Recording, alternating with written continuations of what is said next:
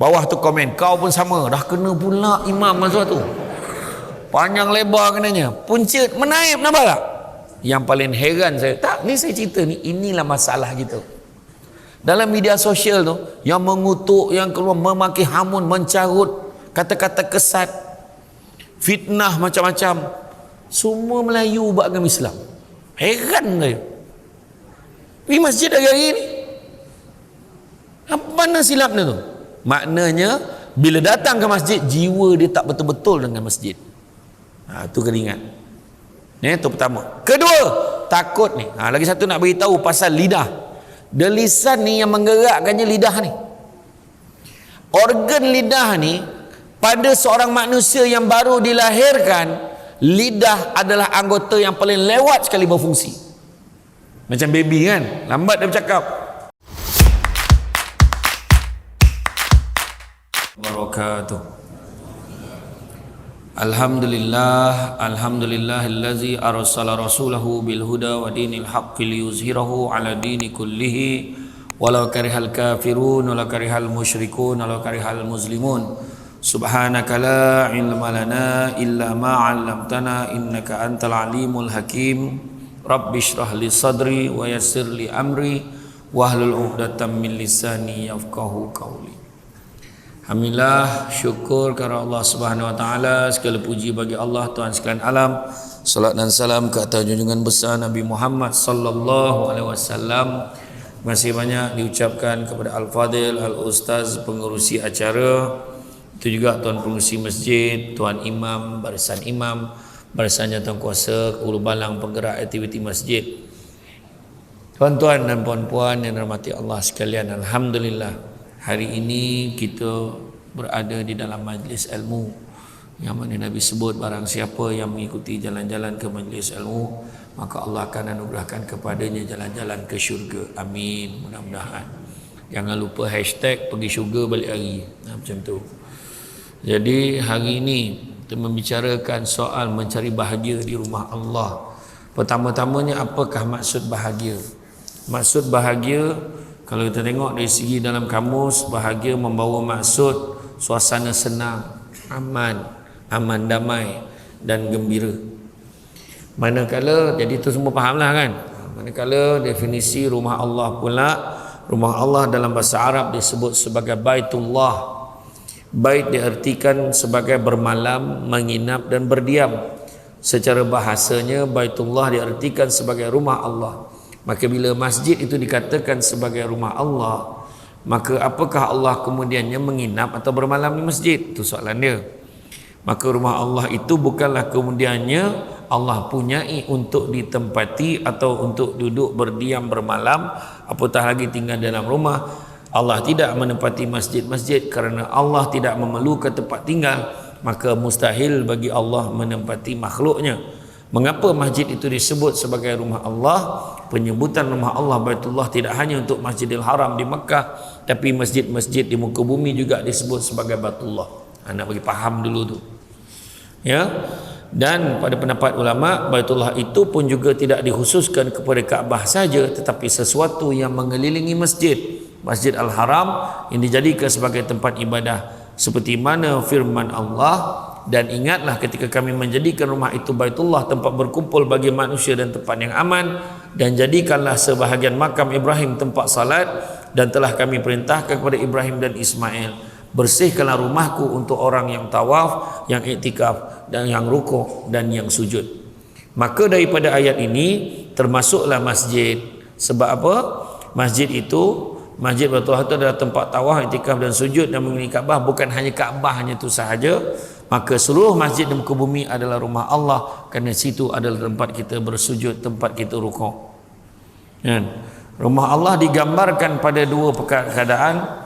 Yang pertama, kerana masjid adalah tempat ibadah, dan tempat ibadah itu adalah ibadah itu sendiri, bima hiya ibadah, iaitu tempat hadirnya yang disembah makbud dan tempat persaksian diri kepadanya, maka tempat ini disebutkan sebagai bait, rumah. Mana kita menyaksikan, kita tahu, kita yakin, kita datang rumah Allah, bila kita semayang tu kita menyembah Allah, maka jadilah dia dikatakan sebagai rumah Allah. Itu bagi faham.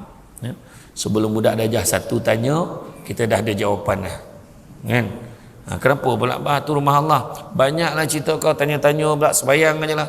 Kan itu jawapan silibus lama. Kan budak-budak sekarang dia mencari jawapan.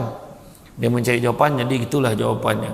Jadi rumah secara makna, secara batin bukan rumah yang dimaknai sebagai rumah tempat tinggal, tetapi makna kedua yang dimaksudkan masjid adalah rumah Allah dari segi bahasa, kerana masjid adalah tempat yang mirip atau sama dengan bangunan-bangunan lainnya, sehingga masjid disebut sebagai rumah. Dan untuk mengaitkan dengan firman Allah, rumahku, Allah Ta'ala sebut sebagai rumahku, sebab bumbung, ada dinding macam rumah kan. Cuma bezanya dia buat kubah. Hari ni rumah pun ada buat kubah dah. Kita ingat masjid rupanya rumah orang, ada dah hari ni kan. Kerana kemuliaan. Kenapa disebut sebagai rumahku? Kerana kemuliaan tasrifan sebagai tempat tersebut ataupun bangunan pada masjid tersebut. Maka penamaan masjid dengan Baitullah kena bangunan yang mirip dengan rumah, serta dikhususkan untuk beribadah kepada Allah, sama dengan penamaan Masjidil Haram. Bukanlah maksudnya Masjidil Haram tu maka tempat itu tempat yang haram. Haram tu maksudnya haram tu bertempat tak baik, tetapi tempat itu disucikan, maka diharamkan daripada perkara-perkara perbuatan-perbuatan yang dilarang oleh Allah, atau tempat diharam betulkan untuk melakukan perbuatan yang dilarang oleh Allah. Hari ini kalau kita tengok kan, perbuatan-perbuatan ni yang kita sebut ni mudah-mudahan menjadikan kita menjadi lebih baik bila berada dalam rumah Allah. Cuba kita tengok, semua elok duduk, tak ada yang berlari dah. Dan tak ada yang melompet-lompet manjat tiang kan, sambil-sambil berdiri kat atas tiang tu dia dengar ceramah, tak ada. Elok tertib semua duduk. Sebab tempat rumah Allah ni kita tahu dah, walaupun tak ditetapkan SOP kan, sebelum daripada SOP COVID tu dulu, semua orang dah tahu dah SOP duduk elok-elok, diam-diam kan. Bila pun ceramah tu ceramah dengar elok-elok kan. Dan kemudian cuma tinggal lagi adalah pot-pot tertentu tu istimewa lah, bergantung pada banyaknya tiang dan keluasan dinding. So makna tu itu tempat istimewa. Janganlah beralih lah, ni contoh je. Jadi makna kata tu tempat ni aku punya ni, dia dah tahu dah kan. Tak ada siapa nak duduk kat satu tiang tu. Kenapa? Dulu arwah situ lah tiang dia, orang tak ada siapa ganti lah. Contoh lah kan, saja ni kan. Jadi dengan sifat yang apa, dari sebuah tempat yang disucikan, perbuatan yang dilarang oleh Allah semua jadi baik, tak ada yang buat benda-benda yang tak baik. Tu sebab kalau mesyuarat elok kat masjid. Kalau buat mesyuarat, bincang, nak buat aktiviti kat masjid elok. Tak ada yang mencarut dalam masjid. Baling kursi pun tak ada, sebab kursi pun tak ada kan, duduk orang elok kan. Lepas tu dia mesyuarat tak lama, sebab tak tahan bersela lama-lama kan. Cepat nak setuju dia katakan macam tu. Jadi macam tu lah. Dan dengan sifat takwa akan mengangkat darjat dan kemuliaan seseorang di sisi Allah, maka mantapkanlah diri kita dengan ketakwaan. Maka Sayyidina Umar Al-Khattab bertanya kepada Ubay bin Ka'ab, apakah hakikat takwa? Ka'ab menjawab pertanyaan Ubay, bertanya pula, pernahkah Amirul Mukminin berjalan di jalan yang banyak onak dan duri? Jawab Umar, ya. Bagaimana? Jawab Umar, aku berjalan dengan waspada dan bersungguh-sungguh supaya tidak memijak atau terpijak onak dan duri. Maka Ubay bin Ka'ab menegaskan, itulah hakikat takwa. Nampak duri atau kaca ataupun kalau pijak ni, kalau ni habis tombuh kaki ni, so jalan elok-elok, tertib, cermat. Macam tu jugalah datang ke masjid orang jadi elok. Bukan tahu-tahu lontung datang imam mana imam. Tak ada. Dia akan tanya. Dia tanya orang lain tu, imam mana satu dia tanya. Tu imam lah tu. Yang mana? Yang mana? Tu yang badan besar-besar sikit ni tu. Yang pakai kopiah, yang pakai serban ni. Nampak tertib. Dia hati-hati sampai jumpa imam, sihat mam. Lama tak jumpa imam. Imam nak berkerut, aku tak pernah tengok muka dia ni. Contoh kan. Maknanya dia punya susun tu. Imam, saya ni seronok tengok perkembangan masjid hari ni. Yalah, alhamdulillah. Apa hajat ni? Tak adalah imam. Saja je nak berbual dengan imam. Duduk kat mana? Kampung ni jugalah. Kat belah mana? Kat belah sini. Oh ya ke? Tak pernah datang, nampak, tak pernah nampak apa. Saya sibuk imam kerja. Imam, oh ya baru saya teringat lah imam. Dia kata, baru teringat. Kenapa ni? Saya ingat nak buat kenduri. Kan? Kan? Maknanya kalau tiba-tiba datang, tapi tertib ni, nampak tak? Tertib sebab apa? Dia susun strategi nak cakap tu. Macam orang lelaki lah, akan cakap dengan orang perempuan. Kalau kena cara dia, lulus. Faham? Jadi kena cara dia, lulus. Orang perempuan ni kena cakap elok-elok, InsyaAllah dia akan setuju kalau kena caranya. Kan? Betul tak? Kan? Betul tak orang perempuan? Betul ke tak?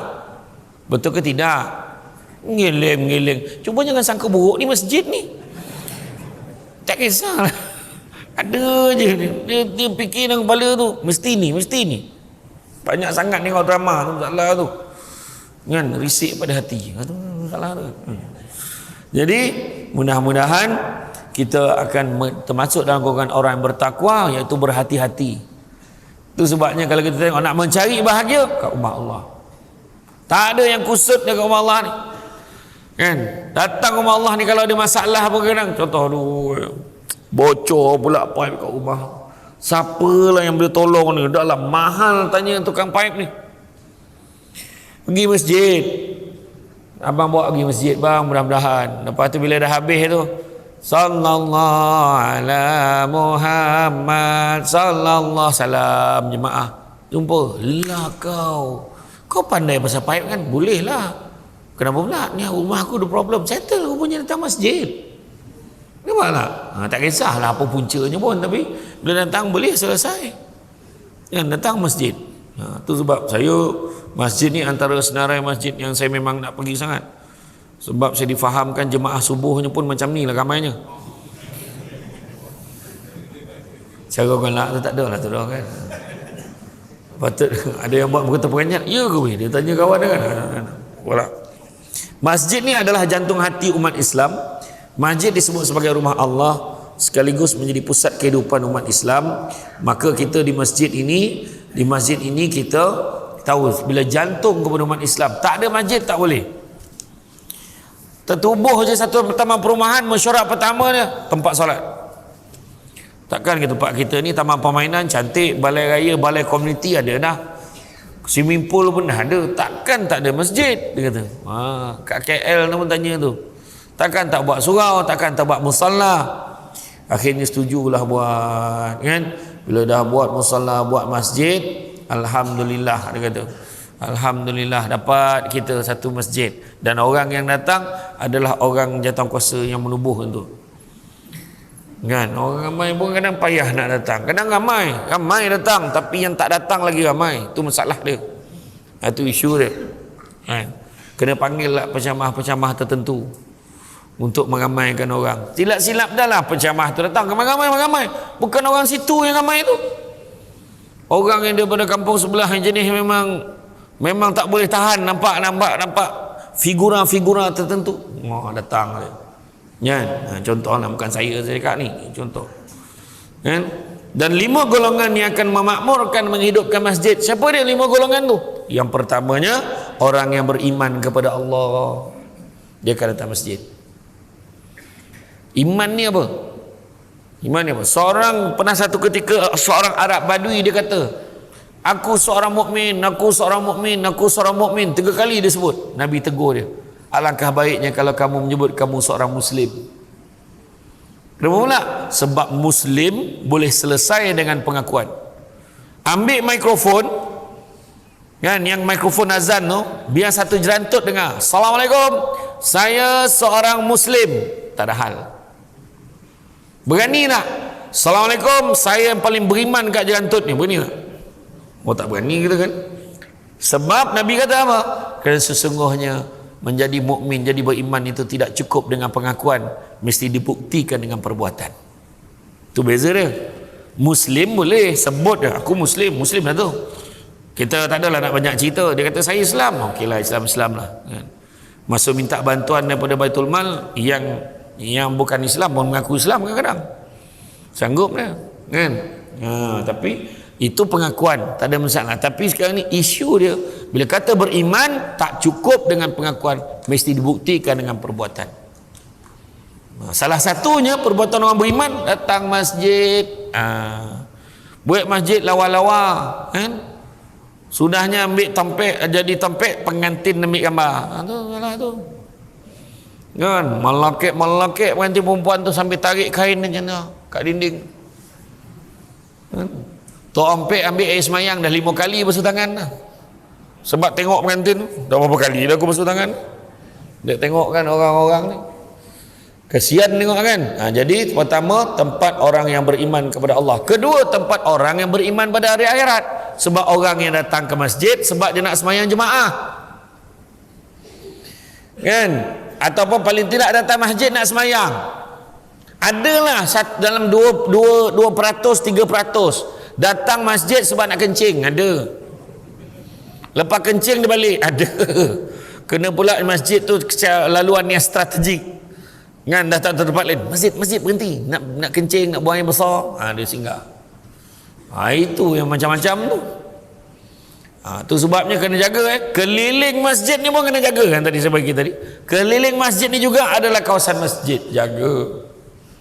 Tandas tu utamanya, jaga image. Kenapa masjid ni kan nak tengok bahagia orang pergi masjid, tenang bahagia, dia dapat melepaskan hajat dia dengan penuh selesa. Ada satu masjid tu siap ukiran telefon, siap dengan buku, siap dengan TV, gila betul tempat berak macam tu.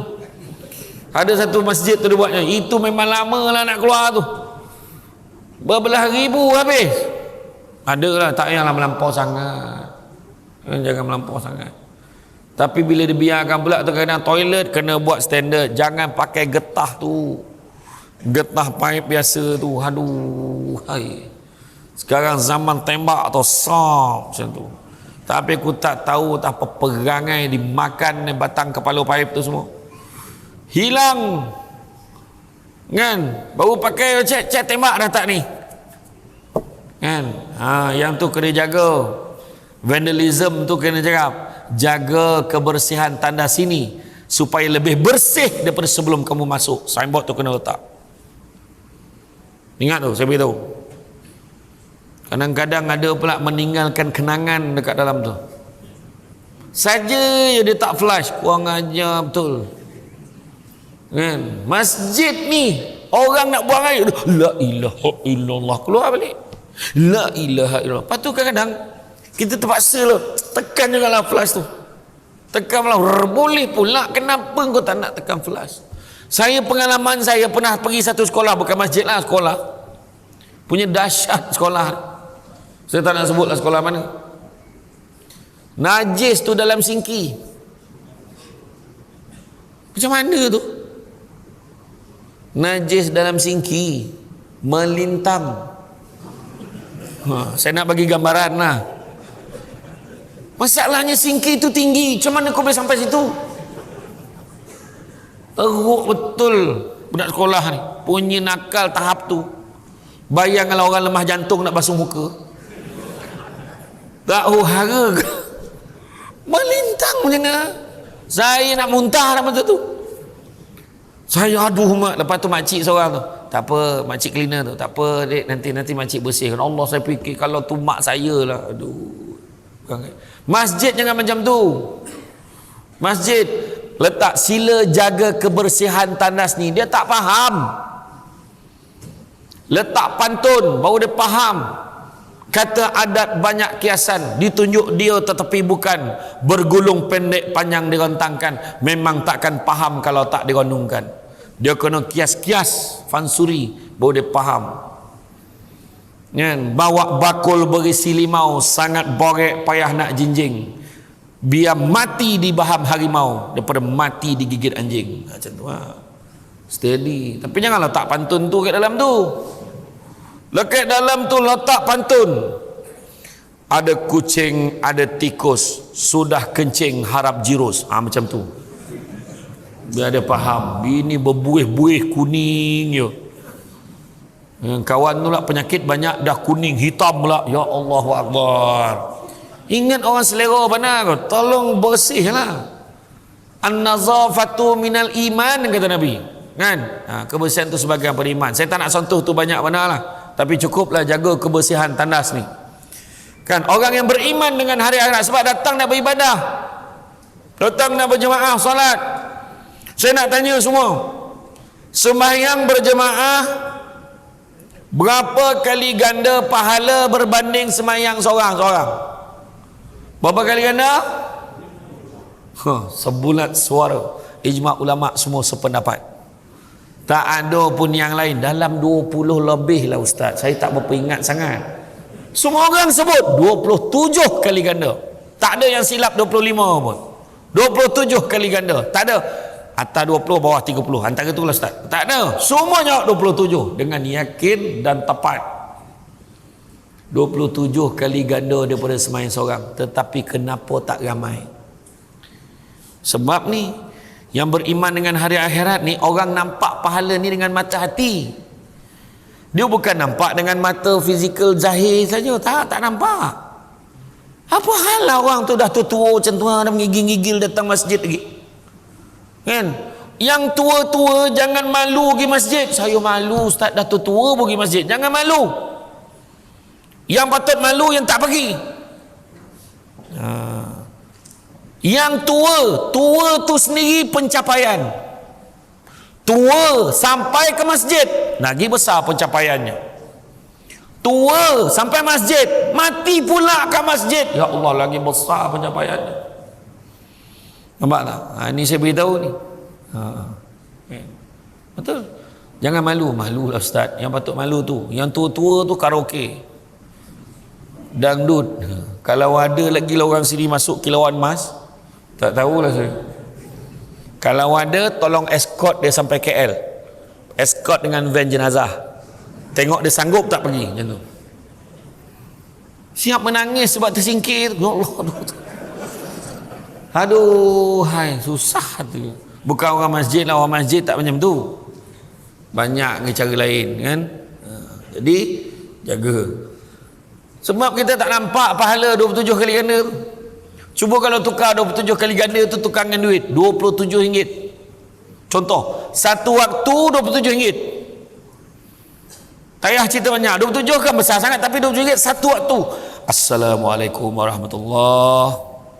Assalamualaikum warahmatullahi. Tengok nombor pakai RM27. Alhamdulillah. Macam tu lah. Agak-agak apa jadi masjid ni? Penuh. Sampai keluar semua marah. Masjid ni tak mesra jemaah, parking tak cukup, sembahyang tata, berlekuk-lekuk kepala ni, dia marah tu.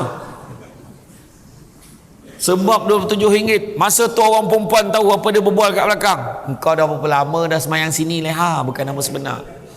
Baru 2 minggu katnya, ya Allah banyak duit engkau, dia kata.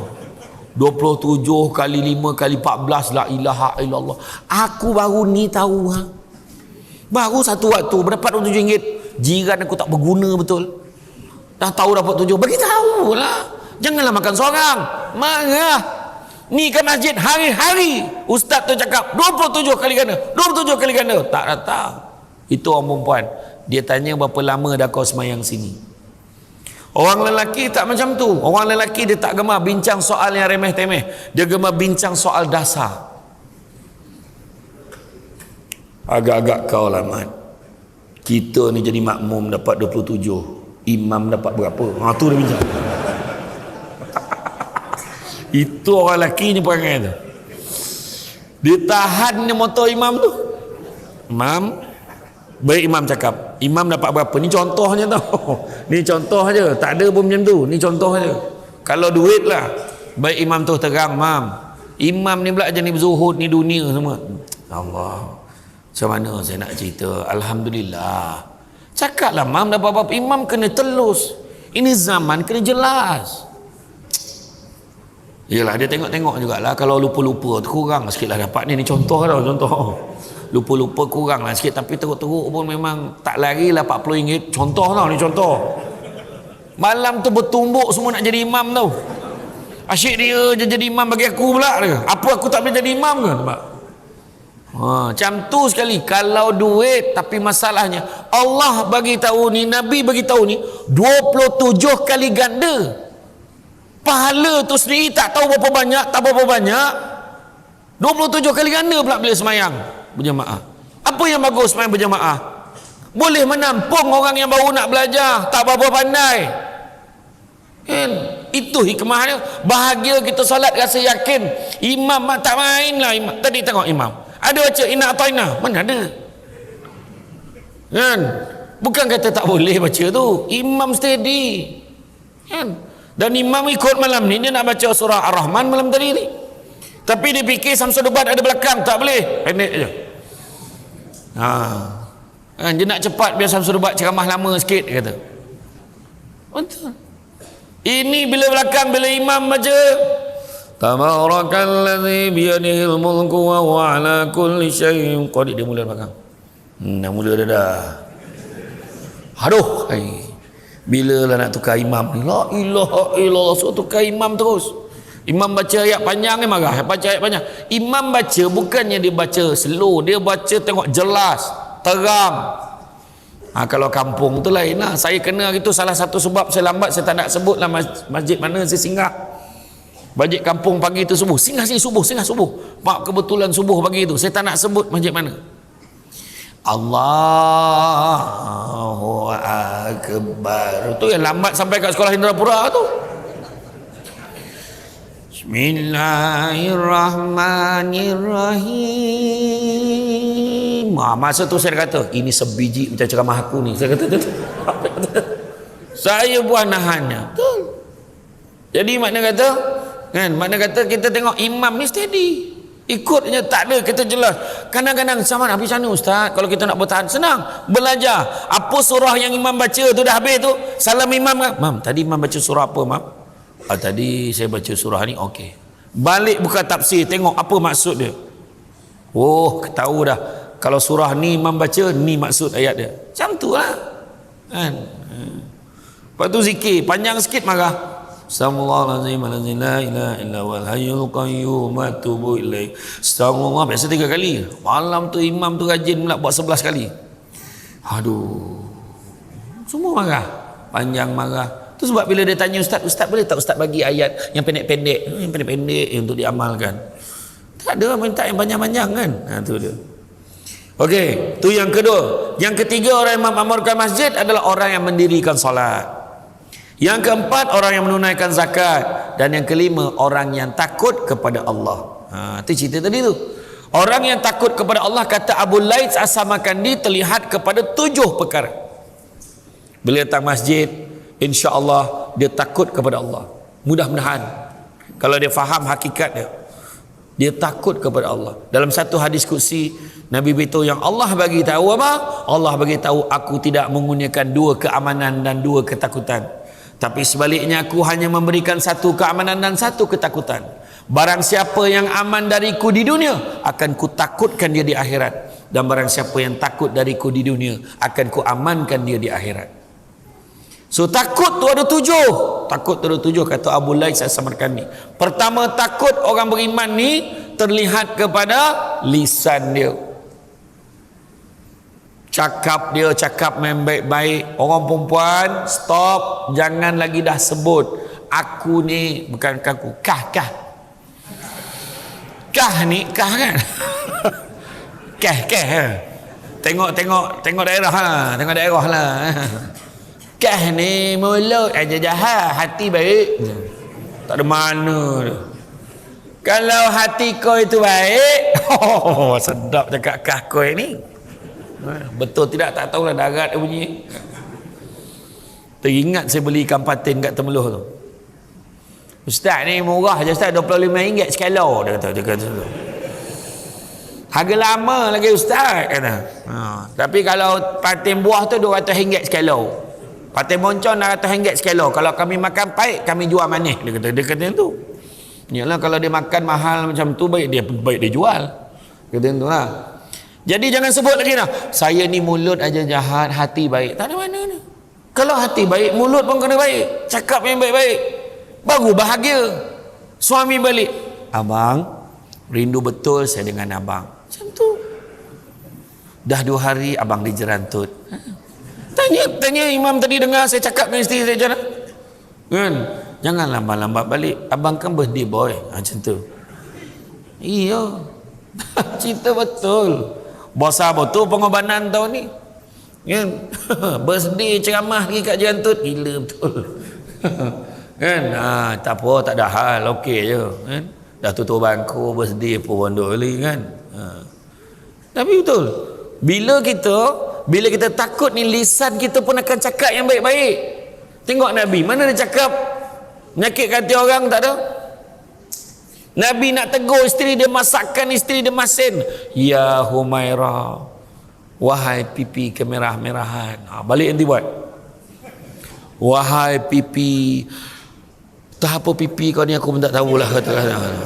Macam itulah, dia tak tahu bini pipi jenis apa kan.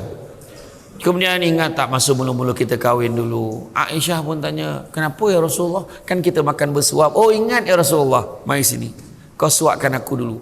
Tengok hebat tak hebat Nabi. Nabi dah tahu masakan tu masin, dia boleh suruh isteri suapkan dia lagi. Bila suap, Nabi senyum, Nabi kunyah macam biasa. Nabi tu buat muka masin, tak ada. Sekarang bagi aku pula suapkan kamu. Bila Nabi suap aja, tengok hikmah. Bila suap je, langsung Aisyah capai pinggan tu bawa ke dapur. Ya Allah, masinnya. Cuba orang cerantut, tengok macam mana.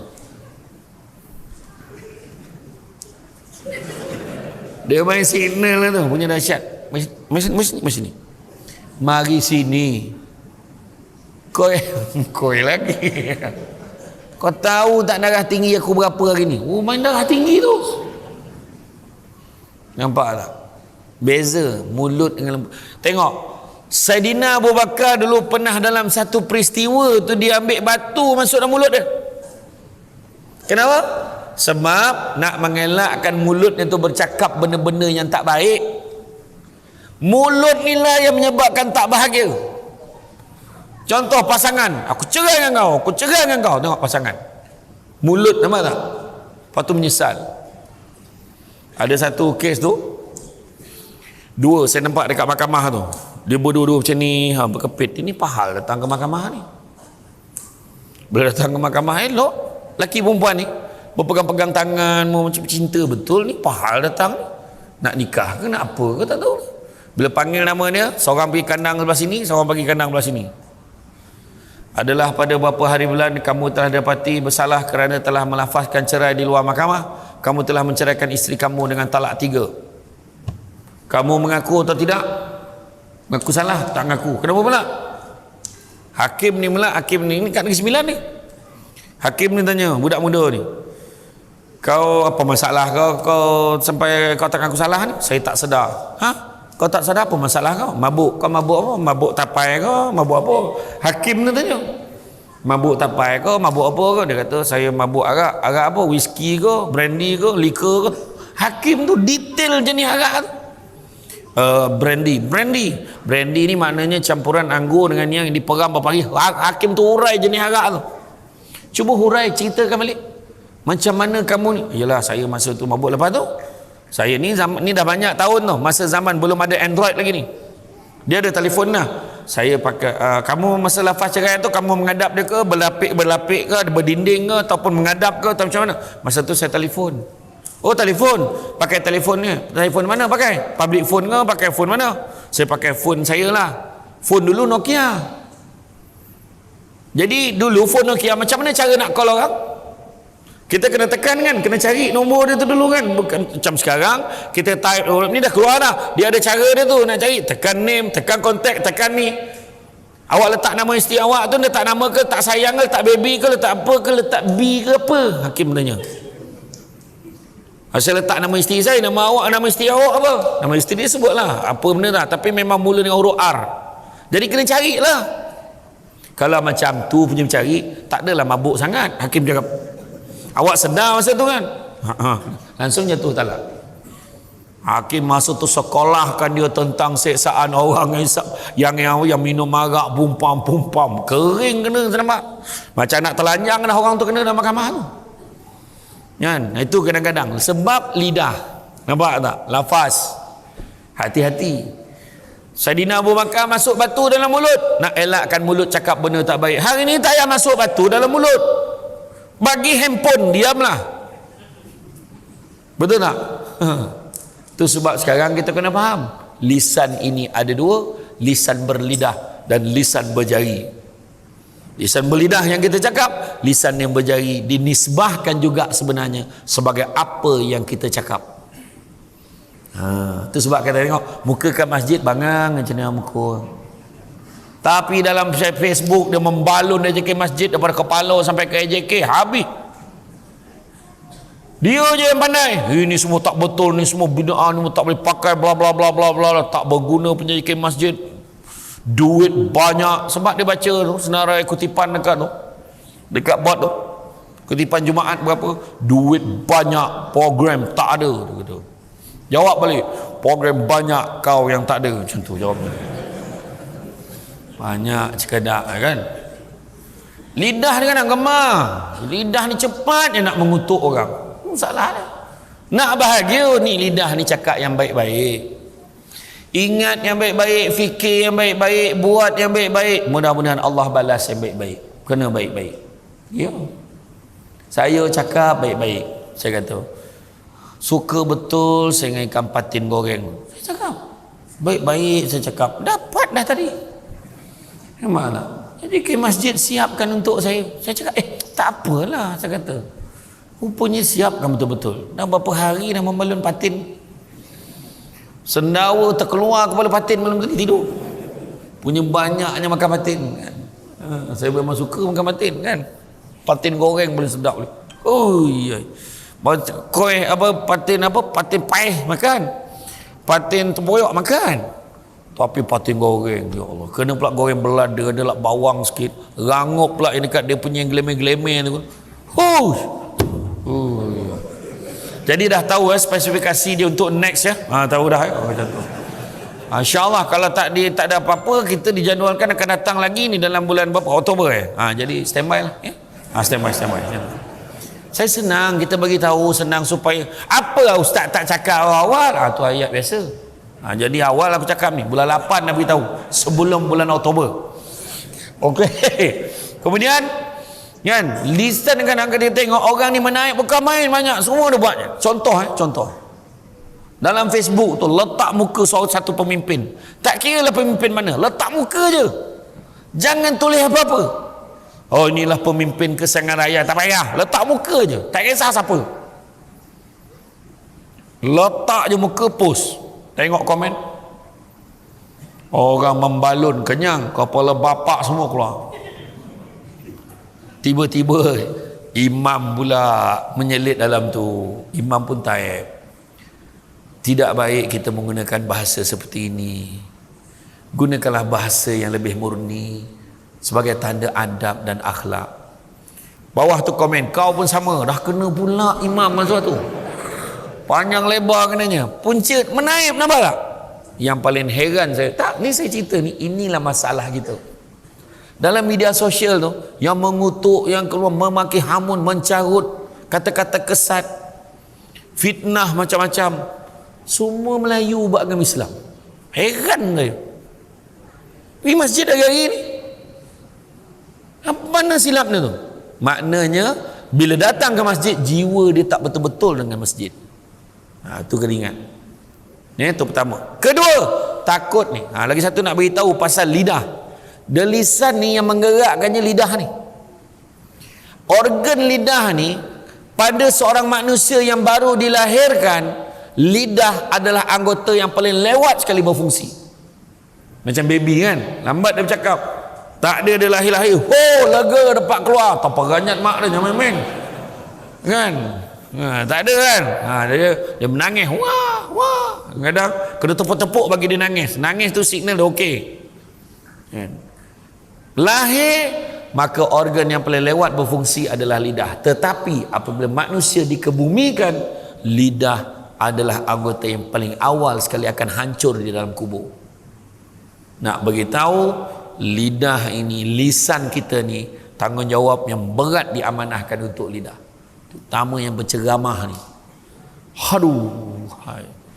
Dia bercakap tu kan, kita kena berzikir 10,000 kali, dia pun membuta macam mana kan? Cakap kan, sedekahlah tuan-tuan dan puan-puan sekalian, bersedekah, sesungguhnya sedekah tidak pernah memiskinkan orang, kata macam tu. Sekali aku pula cakap pasal sekali tu, cakap dengan mak saya dekat masa tu saya di Madinah, lepas makan tengah hari, saya cakap dengan mak saya, mak, rasa-rasa nak bawa lah family kita, mana yang memerlukan tu, kita bawa dia pergi umrah, nak sedekah lah. Kau jangan main-main, kau dah cakap ni kau kena buat. Mak saya cakap, yelah nak buat lah ni. So kali buat tuan-tuan, kira-kira 15 orang menong. Kau cakap terdengar dekat telinga ni, padan muka kau. Kau cakap bukan main lagi sedekah tak pernah memiskinkan orang. Sekarang kau rasa, dia kata. 15 orang, 2 yang menang. Pertama saya, kedua buku akaun. Menang. Ni cakap tu terang ni. Kau nampak macam bagus, macam good, tak bagus pun. Manusia biasa. Kan, terkesan.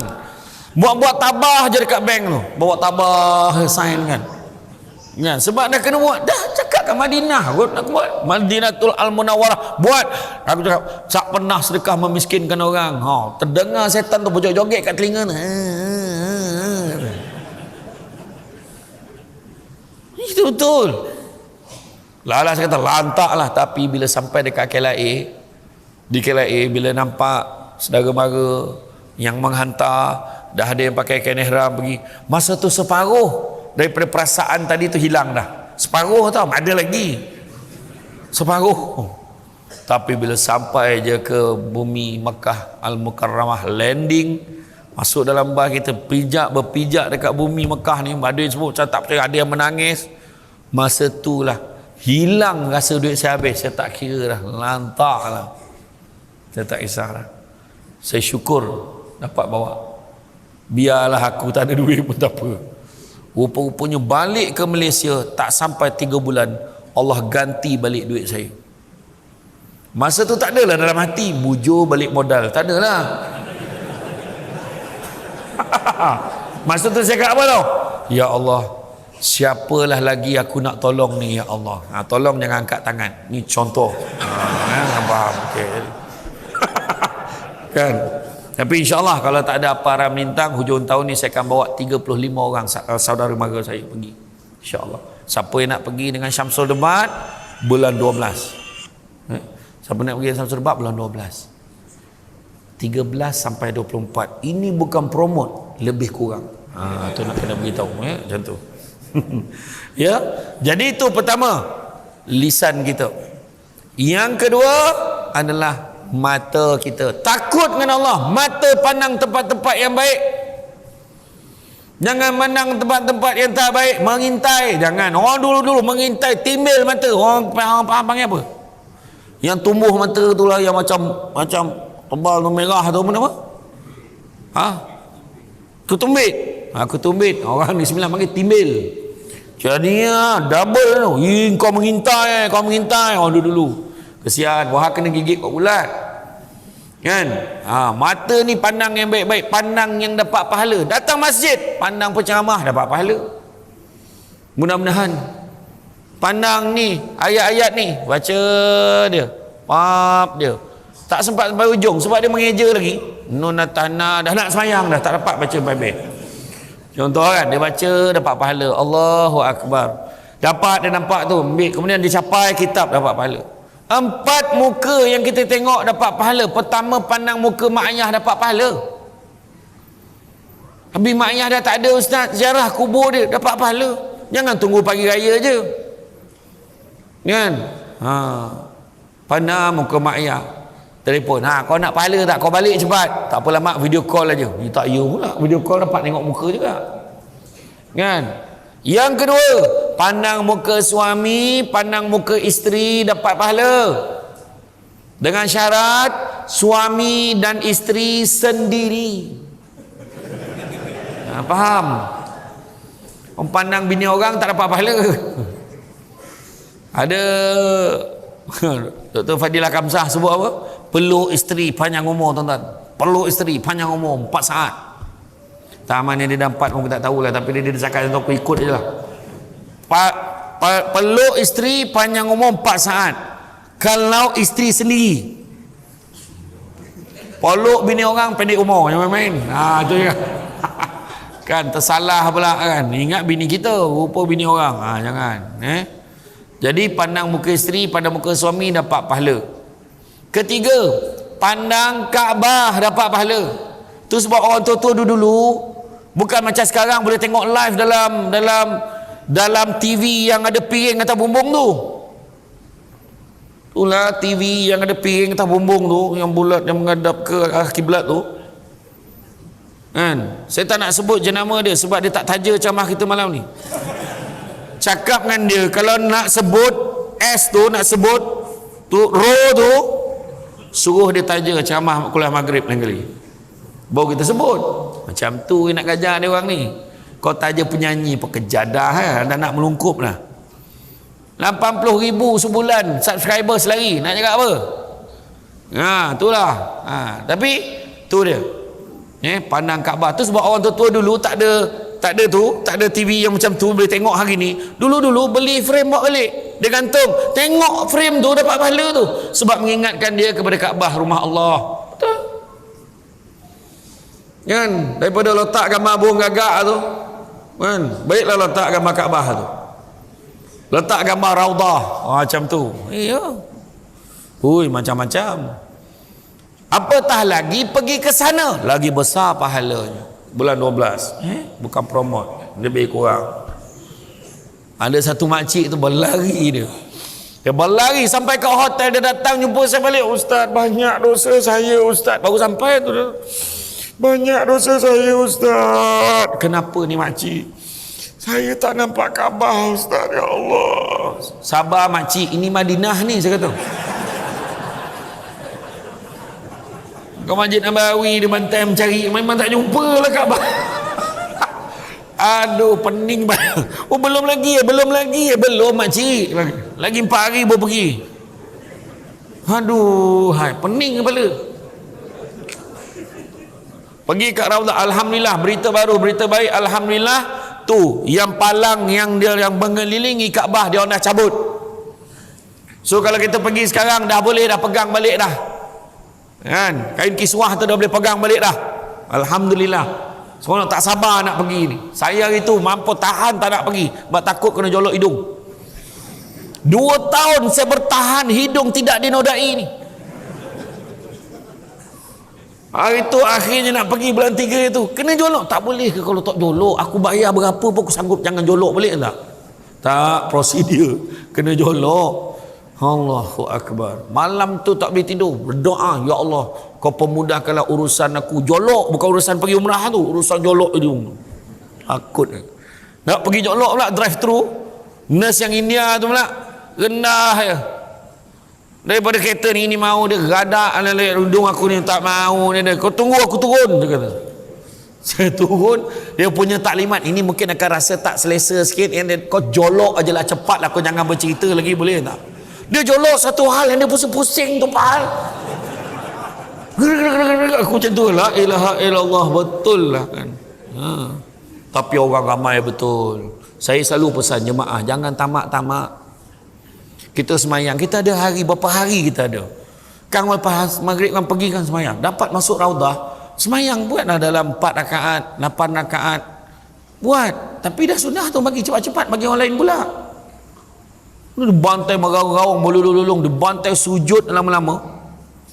Orang Arab tu badan besar, dia tak sabar, dia langkahnya orang Malaysia ni. Bam, bam, bam, Allahu Akbar. Dan orang Malaysia ni bangun, galap dia pula. Kat mana aku ni, ya Allah, galap ya Allah. Bau dah lain macam lah tu. Dalam kain orang Arab tu. Tu yang galap tu. Ya Allahu Akbar. Lepas tu dia pandang atas, langsung menjerit. Cakap apa? Jangan tamak-tamak. Tadi cerita tentang tengok Kaabah. Dan yang keempat, tengok apa? Tengok Quran, dapat pahala. Tu Quran tu. Kita tengok macam ni, pahala dah. Tapi kalau kita ambil, kita baca, lagi besar pahala. Tengok, baca, faham, lagi besar pahala. Tengok, baca, faham, hafal, lagi besar pahala. Tengok, baca, faham, hafal dan buat apa yang Quran dah beritahu dalam tu dan kita buat, lebih besar pahala dia. Ya, mata jaga-jaga. Kemudian yang ketiganya, jaga apa?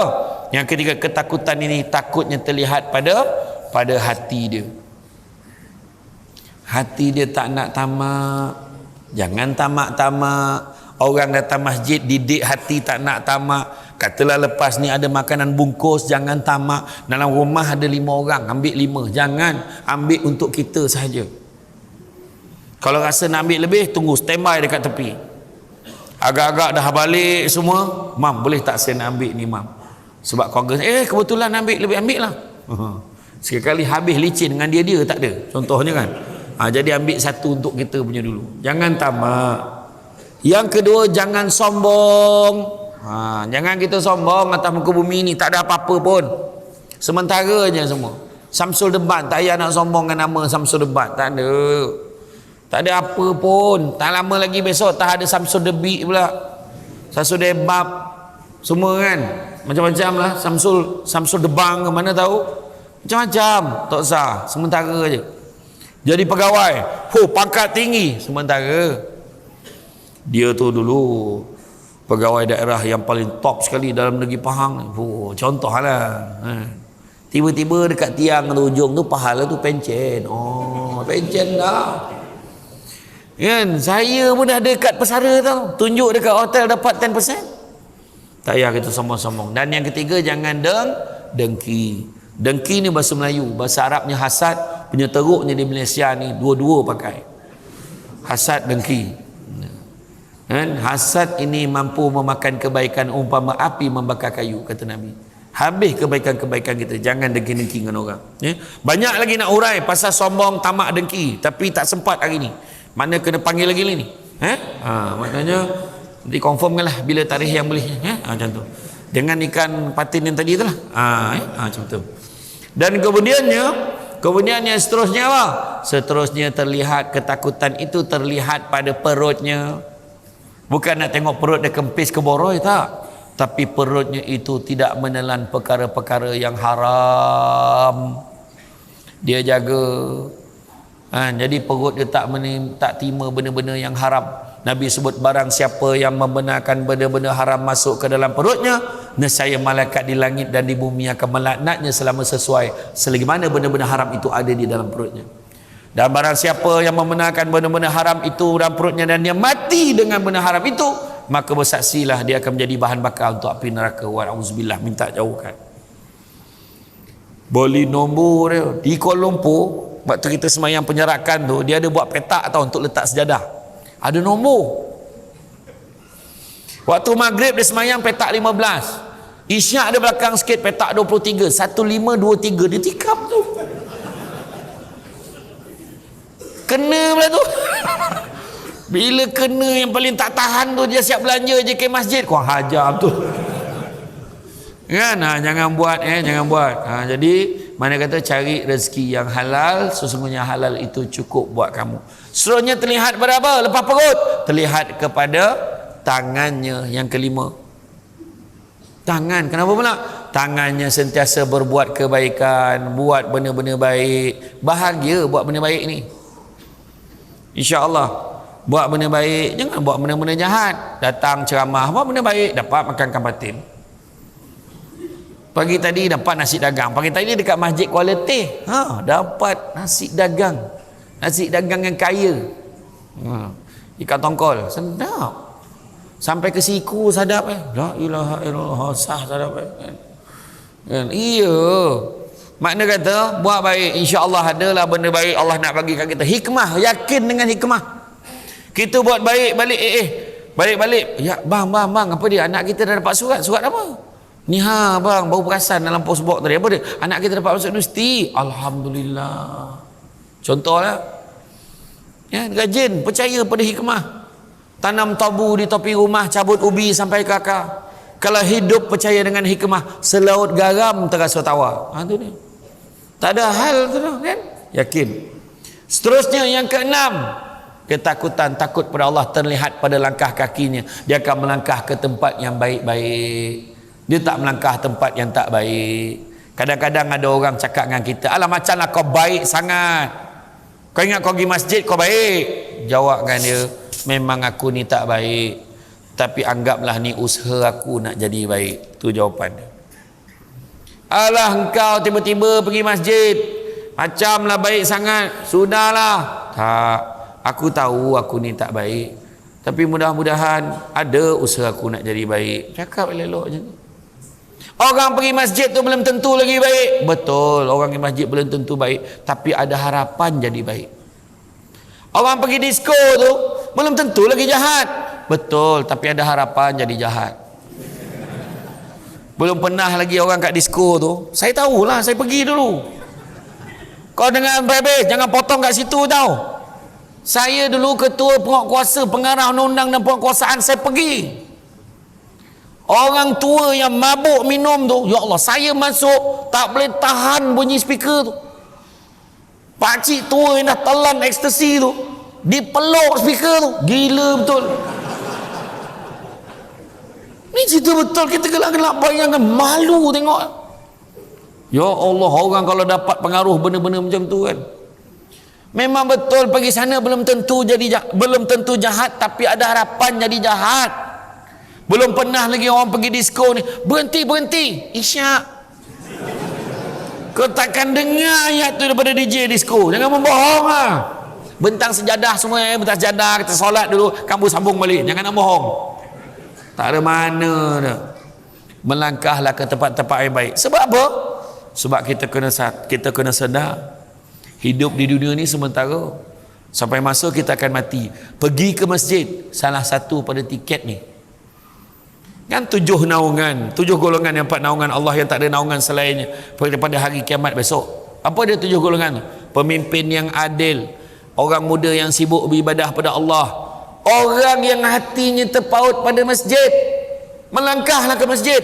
Keempat, orang yang berkasih sayang, bertemu kerana Allah, berpisah kerana Allah.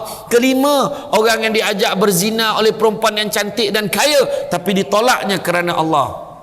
Bukan makna perempuan buruk dan miskin boleh. Kalau kaya dan lawa kau tolak, buruk lagi tak selera, macam tu, faham? Yang keenam, orang yang bersedekah tangan kanan bagi, tangan kiri tak tahu, menyembunyikan sumbangannya, itu lagi baik. Dan yang ketujuh, orang yang duduk bersendirian, basah pipinya dengan air mata mengenang dosanya pada Allah. Jadi melangkah ke tempat yang baik-baik. Sebab apa? Contoh, balik dari masjid meninggal. Bila dia meninggal arwah ni? Dia masa tubuh balik pada masjid. Kan elok cerita tu. Sebab setiap waktu pergi masjid ni. Bila dia meninggal, masa tu tengah siap nak pergi masjid, elok juga. Masa bila dia meninggal, dia tengah semayang kat masjid, tengah sujud. Ada satu kes, satu hamba Allah, dia meninggal dunia waktu tengah semayang di masjid di Bangi. Disemak latar belakang dia pencen apa? Dia pencen apa? Pencen pejabat mufti? Tak. Pejabat agama? Tak. Pencen qadi? Tak juga. Pencen ni, pencen imam? Tak juga. Dia pencen apa? Pencen postman. Tapi macam mana dia dapat tu? Rupa-rupanya hari-hari hidupnya tak lekang dengan Quran. Dia duduk kat ruang tamu, dekat sementara teman anak dia tengok TV tu, Quran. Tak Quran. Sementara isteri hidang, capai Quran, tepi tu ada satu Quran lagi, Quran. Malam sebelum tidur, atas katil tu ada satu kepala, kat kepala tu Quran, baca lagi. Sama lah macam kita kan. Sebelum tidur, sebelum semayang, kan? Lepasnya, kan? Lebih kurang dalam ni kan ada Quran. Agaknya lah, kan? Sangka baik kan? Mana nak meninggal? Bayangkan, mana nak mati tengah karaoke ke mati tengah sujud? Tahu tak apa, tengah menyanyi engkaulah, keras kat kedai tom yum tu. Semua dah heran. Aku rasa dia lupa lirik ni, seorang tu pula. Ya seorang tu saya kunci lirik itu, gila betul. Rupanya meninggal. Kalau mana yang best tu, masa tumbang tu orang angkat dia dengan mikrofon tak nak lepas sampai mandi jenazah, tak pegang mikrofon lagi. Allah, malunya. Jadi mana nak? Biarlah mati tengah sujud. Tapi jangan imam. Kalau imam mati tengah sujud, hara makmum dengan tahap ramai macam ni, gila weh, jangan main. Allahu Akbar. Napas yang last tu. Yang belakang, ya Allah, lamanya sujud. Aduh, lama sujud. Yang seorang tu siap tinjau, belum lagi weh, dia macam beritahu kawan dia belum. Yang seorang tu dah tak tahan, dia panggil kawan sebelah dia, weh, apa? Lama sujud. Weh, dalam semayang tak boleh cakap. Kawan yang sebelah tu terdengar, Nasib baik aku tak cakap. Sama yang bercakap. Weh, dah batal semain kita ni bercakap. Tolak Imam bin jatuh. Meninggal Allah. Sebulan, 2 bulan, 2 tahun tak habis cerita imam meninggal dalam sujud. Aduh, kematian, pemergian yang dicemburui. Itu dia. Melangkah ke tempat-tempat yang baik. Dan yang ketujuh, tanda takut pada Allah terlihat pada ketaatan kita kepada Allah dan Rasul. InsyaAllah bila 7 ni ada, bahagia. Hati kita pun lapang mencari bahagia di rumah Allah. Bila kita bahagia, pertama kita akan sabar banyak-banyak. Bila kita bahagia, kita akan rajin bersyukur kepada Allah. Bila kita bahagia, kita akan tawakal, serah pada Allah setelah kita berusaha dengan sebaik-baiknya. Bila kita bahagia, kita juga redha dengan apa ditentukan oleh Allah. Dan begitu juga kita akan melakukan sesuatu dengan penuh keikhlasan. Ingat, dalam hidup kita ni jangan sibuk nak jadi kaya, tapi kejarlah nak jadi bahagia. Kerana satu hari nanti kita akan sedar bukan semua perkara boleh dinilai dengan harganya. Jadi tuan-tuan dan puan-puan rahmati Allah sekalian, cukuplah sekadar tu. Ya, bagi puas sikit kan, bagi tak puas sikit nanti insya-Allah next time datang lagi. Ya, apa-apa pun tuan-tuan dan puan-puan sekalian, bab kata orang tu kan, hidup kita ni sementara. Bila-bila boleh mati. Datang masjid, cari bahagia tu di sini, insya-Allah. Kita akan jumpa. Tanpa kita perlu mengheboh-heboh kat orang, hati kita akan tertun, akan berjumpa dengan titik kedamaian di masjid, di rumah Allah. Percaya cakap saya. Datanglah ke rumah Allah ni. Siapa yang kusut banyak nak masalah, datang masjid. Cari bahagia ni, datang kat sini.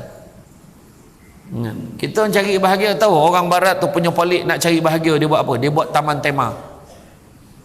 Naik menjerit-jerit, pop sudah, dia rasa tenang. Tak, tu bukan tenang. Itu menjadi gila namanya. Kan? Membazir masa dan waktu, sedangkan kita kena banyak ingat Allah. Liman kana yarjullaha wal yawmal akhir wa zakarullaha katsira. Siapa nakkan rahmat Allah dan nakkan hari akhirat, maka ingatlah Allah banyak-banyak. Datang masjid adalah salah satu caranya. Insya-Allah kita akan jumpa jalan dia. Datang ke masjid. Boleh ya? Sama-sama. Datang pagi-pagi dah datang masjid dah. Nabi sebut barang siapa yang nak dimurahkan rezekinya jangan tinggal solat sunat 2 rakaat sebelum subuh dan jangan tinggal sedekah subuh. Datanglah masjid. Bawa RM1. Tu dah tu yang dipertahankan pada dulu. Tak habis RM1. Tak salah datang. Orang datang masjid surau, datang masjid pada waktu subuh, insya-Allah dia akan sembahyang sunat 2 rakaat sebelum subuh. Insya-Allah. Biasanya waktu qamat no, dengan waktu lepas azan tu dia akan bagi masa panjang sikit lepas subuh tu, sebab bagi peluang orang sembahyang sunat 2 rakaat. Ini subuh bukan subuh gajah lagi dah. Subuh dinosaur. Dah pupus dah 5 minit sebelum zuhur baru nak subuh. Terperanjat imam tu, siapa pula yang kunut tengah hari ni? Jadi datang, kita nak berubah hidup kita, datang.